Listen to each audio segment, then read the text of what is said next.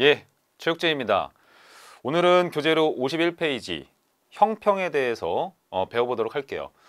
지금 하고 있는 부분은 대단히 중요합니다. 그 행정의 궁극적 가치라고 하죠.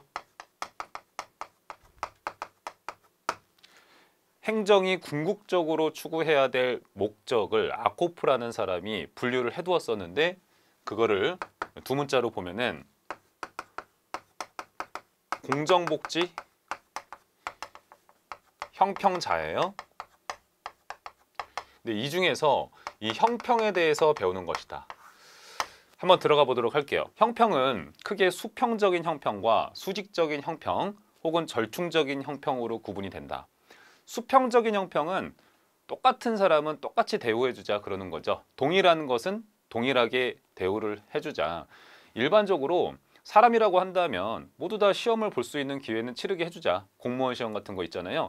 일반적으로는 그래서 기회의 균등을 의미합니다. 두 번째, 수직적인 형평이라는 것은 그래도 사람 간에 약간씩 차이는 있다. 예를 들어서 부자하고 가난한 사람들. 그렇기 때문에 다른 것은 다르게 대우를 해주자. 이런 것을 담고 있는 게 수직적인 형평관이 되겠습니다. 해서 이는 일반적으로는 결과의 공평을 강조하는 거죠. 부자로부터 얻은 돈을 빈자한테 조금 도와줘서 어느 정도 결과를 보전을 해주는 거예요. 그게 바로 수직적인 형평관이 되겠습니다. 세 번째, 절충적인 형평이라는 것은 이 둘을 양자 절충한 거예요. 자, 그래서 사회적 형평으로 불리기도 한다. 시험 선지가 어렵게 나올 때는 이런 표현도 나옵니다. 그리고 수평적 형평과 수직적인 형평을 혼합한 개념이 되겠어요. 그래서 보면 이번 선지에서 기회균등에 따른 성과 차이를 인정하면서도 빈자에 대해 기본적인 요소는 보장하는 형평관이다 그러는 거예요. 자, 그러면 기회균등을 먼저 보장을 해줘요. 그러면 어떻게 되겠어요? 결과의 차이가 쭉 발생을 하겠죠. 그랬을 때 결과를 어느 정도 보전해주자는 거죠. 이게 바로 절충적인 형평이고 같은 말로 사회적인 형평이라고 하더라 그 뜻입니다. 기타 부분인데 이거 시험에서 딱 한 번 나왔던 선지예요. 몇 급에서? 7급에서.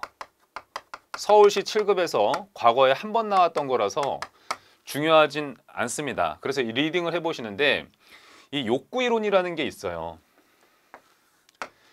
인간으로 태어났다면 기본적인 욕구는 마땅히 충족되어야 한다라는 게 욕구이론이 되겠는데 이는 수평적인 형평에 대한 유용한 기준을 제시한다 이렇게 나왔어요.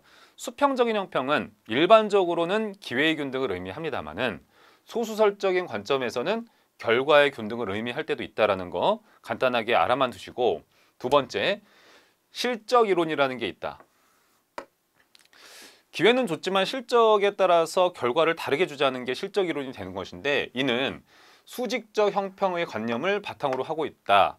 일반적으로 수직적 형평관이라는 것은 아까 봤던 것처럼 결과의 균등을 의미하잖아요.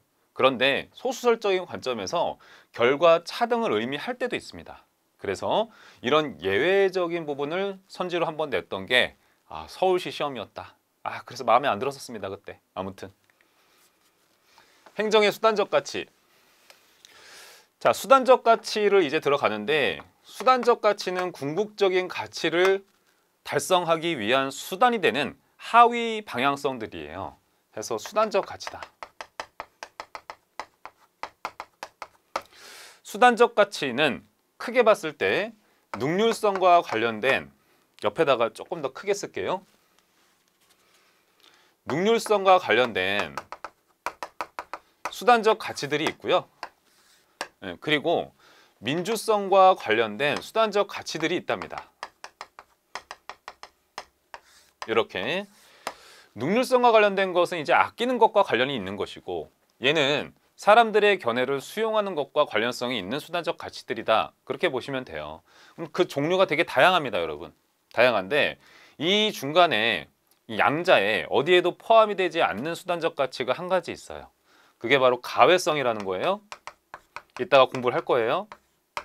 그리고 일반적으로 능률성과 관련된 수단적 가치하고 민주성과 관련된 수단적 가치는 어떤 관계에 있다? 제가 기초이론에서 수업을 했던 거예요. 일반적으로 상충 관계에 있더라. 그러는 겁니다.